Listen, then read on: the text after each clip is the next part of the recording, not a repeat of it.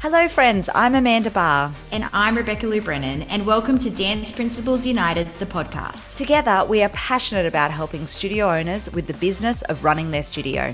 Join us as we talk everything from marketing, systems, studio culture, motherhood, life, and everything in between. This is the Dance Principles United podcast. Hey friends, and welcome to another episode of the Dance Principles United podcast. We're back in the studio, Beck. I'm so excited. I'm so excited too. Pumped to be back, and yeah, I've had the most amazing holiday, Amanda. Oh my gosh, I cannot wait to hear about it. Hey, before we get into it, can I tell you a very cool fact? Yes. It's a fun fact before we get into it. Tell me. Do you know this month we had 120 people listen to us from France? Really? Yes. This is the first time I hadn't told you this. How funny is that? That's so random. I would understand Italy maybe because I was there. in Italy. I did have that moment where I was like, my mum was in France recently, but my mum is not 120 people and she definitely did not listen to us 120 times. But how cool is that? So if you are listening to us from France, or we actually had heaps of listeners from the United States in the last month as well. Wow. So if you're listening to that, will you drop us a DM and let us know so that we actually, can say hi to you? Because how cool is that? That's crazy. My French is not very good. Not either. They must translate it or something though, right? I don't know. I don't know. The platform doesn't do that, so I presume they're just listening in English. Gosh, speaking of translating, this is totally not on topic, but I could not have got through Italy without Google Translate. Oh my gosh. It is because we were in rural Italy. Yes. It is like they do not understand one single word of English. And I've never been to a country like that where they don't understand even one single word. Yes. It was like I would put it in my phone and just hold it up to them. Oh, there you go. Whole new thing. Well, let's hear all about your Italy trip, speaking of that, because you've only been back for 2 weeks, maybe, not even 2 weeks, where you have been over in Europe. Your daughter BeBe, if you missed our last episode when I got to interview BeBe, you'll have to definitely check that out in the show notes. But BeBe was competing in World Dance Movement after she won Dancer of the Year at Showcase. Yep. And so I want to hear about the whole trip and everything about it. What do you want to tell us? Well, what did you learn? Oh, gosh, I learned so much. But I'll start from beginning because we actually went to London first. Mm-hmm. Far out, London's a vibe. Oh, yeah. I didn't realize how progressive it was. Like, I don't know why, but I always just thought it was going to be kind of old school, but it's the absolute it's honestly one of the most progressive places I've ever been to. And I just, loved it. So BeBe was lucky enough to do a photo shoot and film shoot for Hamilton's theatrical over there. Beautiful. And gosh, it was epic. Like, Tonya Hamilton is just so smart with how she thinks things through. So she had this line of this London outfit that BeBe was wearing, like the flag kind of thing, and then had BeBe doing hip hop in all these different places. I feel like I visited the entire of London in one day with Tonya. Just in the photo shoot. Literally. But she'd have her on London Bridge, and then she'd have her in this subway, and then she'd have her in this iconic graffiti tunnel, and it was so I can't wait to see those. It was really clever. That's so good. It was really, really Tonya's clever. very creative. Yeah, insane. So loved that. That was amazing. Went to the iconic Pineapple Studios. That was really cool. I did a class there when I was about 20, but I haven't been back since. Yeah, well, BeBe did some classes there. There was some other kids from Australia over there that she knew. So she did some classes with them. And then on the Sunday, and this was interesting, Amanda. Yeah. So on the Sunday, I just hired the studio for her to run through her solos, right? Yeah. So I think I hired it from 10 till 12 or something like that. Sunday, packed. Really? I've never seen, and it's quite a small, it's not a big space by any means, and there's maybe 4 or 5 studios there. Every studio packed with rec kids. Oh, okay, so not even adults open class. That's where my head goes to on a Sunday. Is adults open classes? No. So the studio next door to us, which was quite a small studio, probably had about 30 kids all learning hip hop, all rec, you could tell they were rec. Yep. All their parents were just in and around watching. Yep, just hanging out. just like a sports club on a Sunday kind of thing. Yeah. Yeah, it got me thinking though, like I do think this is smart. So I don't know about you, or maybe not you, but for me, like my boys need something to do. Like they have energy on a Sunday. Oh, absolutely. And nearly every Sunday we take them to either flip out or ninja, whatever it is. Yeah, especially when the weather's crap. Why don't we do this with dance classes? Like why don't we have a thing where they can just book in on the day like you do at Flip Out. A drop-in open class A drop-in class where they book in on the day and they just do an hour hip-hop class, an hour. Like I would take my kids to that. Absolutely. Absolutely. Especially if it was like, you know, such a vibe and the kids all loved it. And yeah, it's a great idea. Yeah. Depending on your area and how it sits in different areas and things like that. But I love it.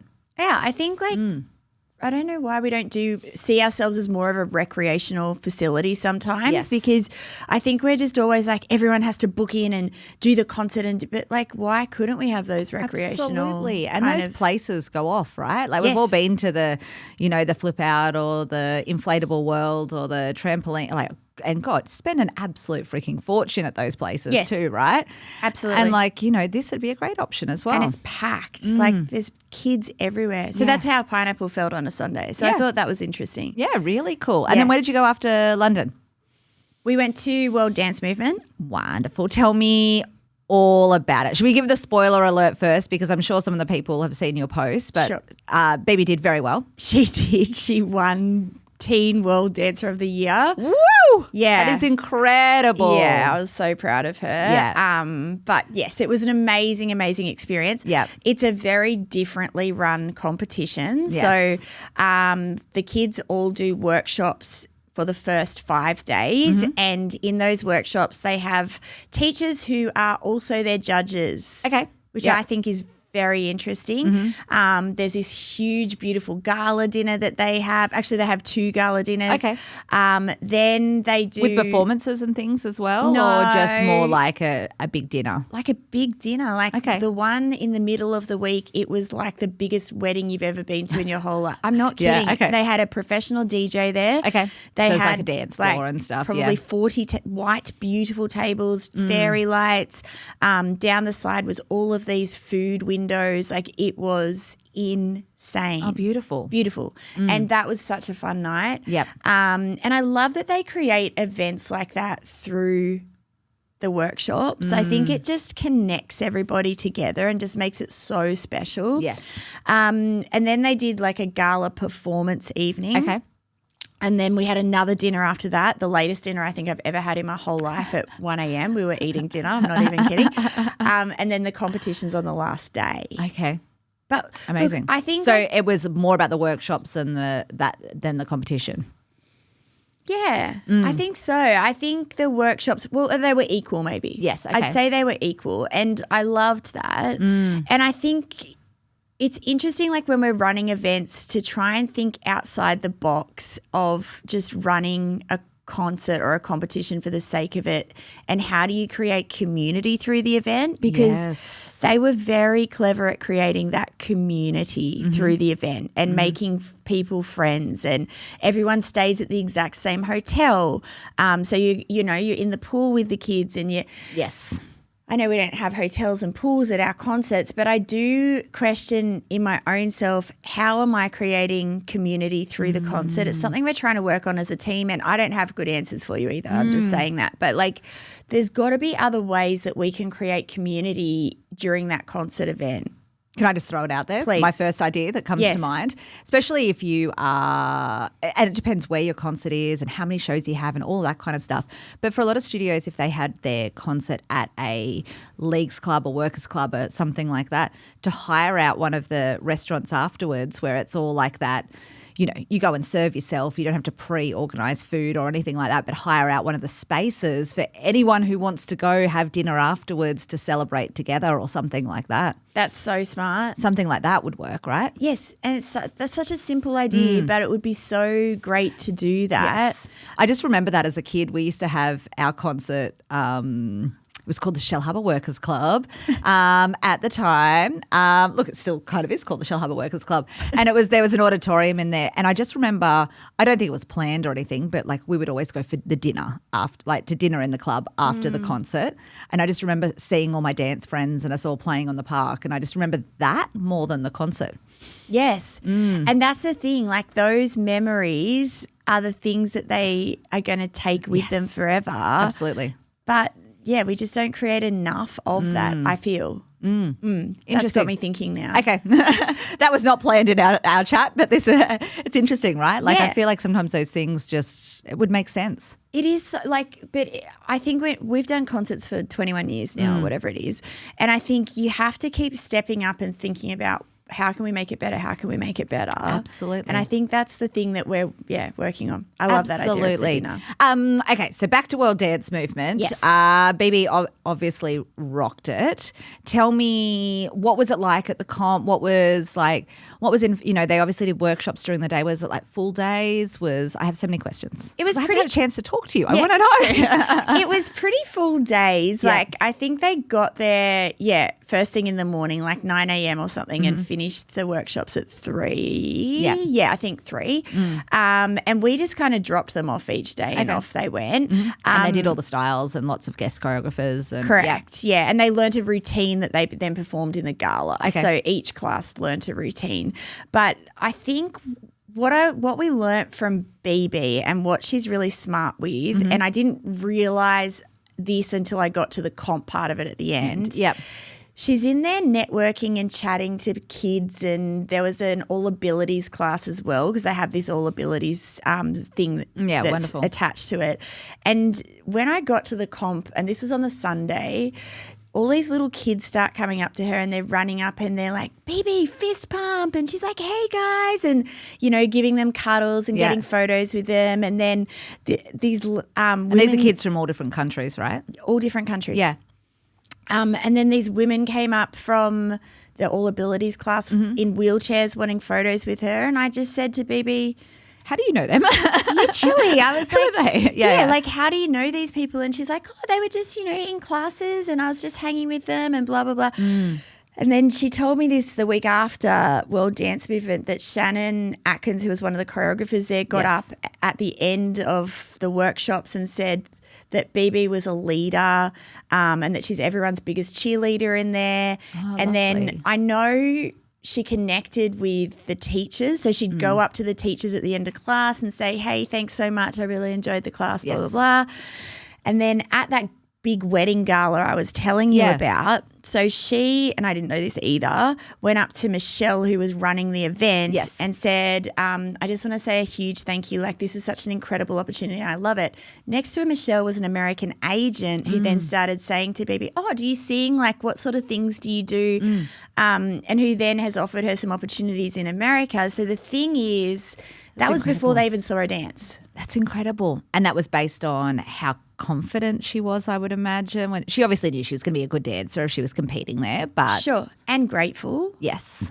And it just made me think, like, in our industry, I feel like you and I have done that as well in the sense of, like, back before we even had this business, if I was at a comp, I would always go up to a teacher and say hi and always tell them how amazing their group was if I thought it was incredible. Yeah. It's those connections and talking to those people that can change your journey. Absolutely. Absolutely. And, I think that's such a good lesson for us to take to our students as well because, you never know who you're chatting to. You never know what it's going to lead to.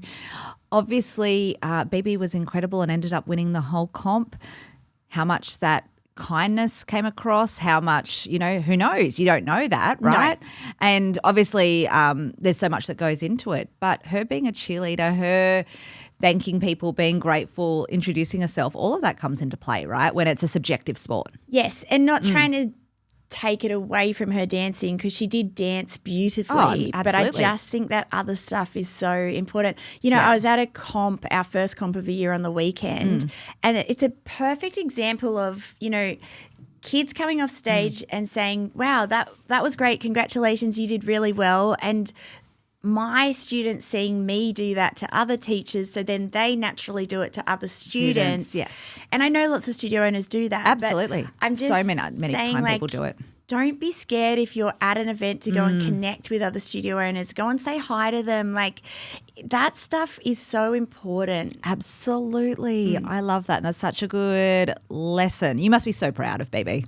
I am very proud of her. I Yes. hope she just keeps going. She's very humble about it all. Yes. The studio did like this big surprise party for her when we so got back, and she's got all the of these posters and photos and cards they made her stuck to her wall.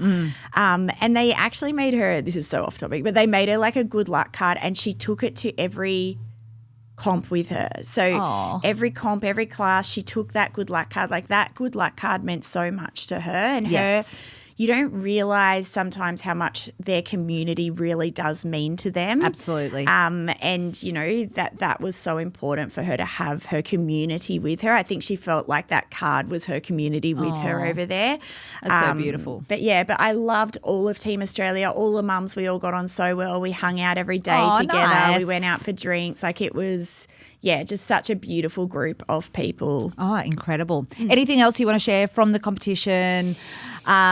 Tell me, I'd love to understand a bit more. So obviously she won Teen Dancer. Was that a different section? Did they have the normal jazz, contemporary, like all of those sections? And did she place in those? Like, how does that work? Yeah, no, it was very different. So they had jazz and lyrical together. Okay. Then they had contemporary. Then they had street dance / hip hop. Okay. So yeah. But there were sections. There were sections. So Yeah. she went, I think you could do 5 sections. She went in all 5. She won 3 out of the 5, which awesome. was incredible.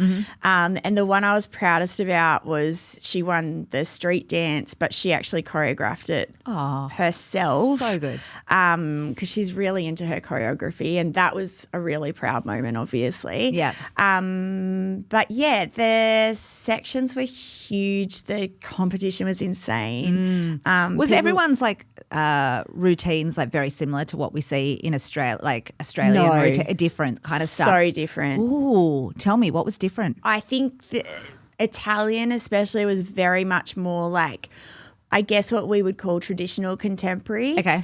They didn't have glitzy, fancy costumes. They wore their hair out, Okay. every one of them.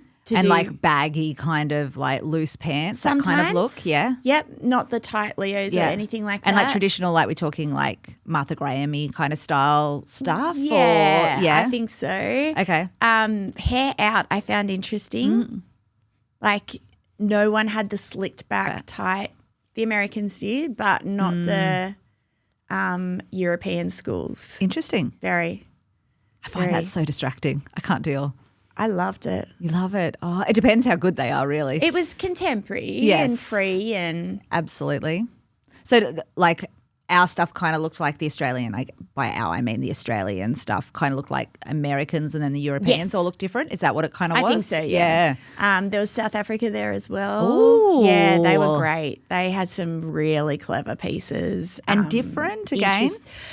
They were different, but they were very smart in theming things and had like really cool concepts and ideas. There were some American colleges there. Oh, okay. And did they do more like that traditional American college, like, you know, like team kind of stuff? No, like you see? they just did No. like really beautiful lyricals. Oh, and nice. yeah, they were lovely too. Again, like BeBe had connected with all of them. Like, I just like She's making friends with adults all over the place. literally So like, good. Yeah. I think they were really cool. Yeah, it was huge. It was great. Oh, that was is so good. So amazing. Yeah. What a like special experience for you and Beebs to do. And then you had a big holiday and stuff as well. Then we went to Amalfi Coast. I'm so jealous. I'm stuck here by myself and you're off in the Amalfi Coast. Oh. That was amazing. It was so expensive though. Yeah. It was so expensive. But it was an incredible experience. Oh, so, wonderful. You yeah. must be so proud. I am. So been amazing. good. Anything else you want to share with that, or are we wrapping this up? Yeah.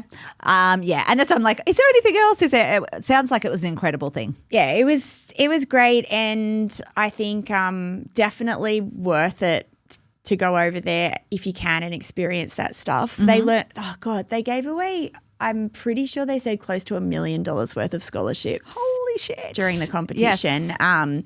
So huge. I know someone from Team Australia won a 60,000 US college scholarship. Wow. To go to a college in the US. That's incredible. Insane. Yeah. So stuff like that, like BeBe won so many scholarships. Are you going to take any of them up? I'm definitely going to do Broadway Dance Centre because Amazing. she wants to go to She New already York. wanted to do that. It's funny though, the mums and I are like, yes, we're inheriting a debt as well because it's like, Why we're here. now I've got to fly to the US. Yeah. I don't know about any of the others. Like we haven't looked at them properly, to be fair, but just the opportunities you gain from that stuff and just, meeting all of the different countries and meeting all of those people, and she's now chatting to people from Italy and America, and she's made such great friends with them all. So just even that is insane in itself. And I think that's such the benefit of I think that's the benefit of traveling always, regardless of whether it's related to dance or not related to dance. But what a special experience to kind of like see other things and be inspired. And I'm always inspired when I travel. Yes. I get so many good ideas. I don't know what it is when you travel, but it's like that free, more relaxed. I more guess. relaxed. That always helps the situation as well. But it's always just so exciting to see so many things. Hey, thanks so much for sharing all of that. It's so good. Congrats to BeBe. Thanks. It was so, so good. We hope you enjoyed this little wrap up of Beck and BeBe's trip to World Dance Movement. We will see you on the next episode. Thanks, friends. Bye. We hope you enjoyed this episode of the Dance Principles United podcast. If you'd love to learn more from us, we have a special offer just for our podcast listeners. Go to the link in the show notes right now to get 2 weeks free in Dance Principles United Tribe. We would love to see you there.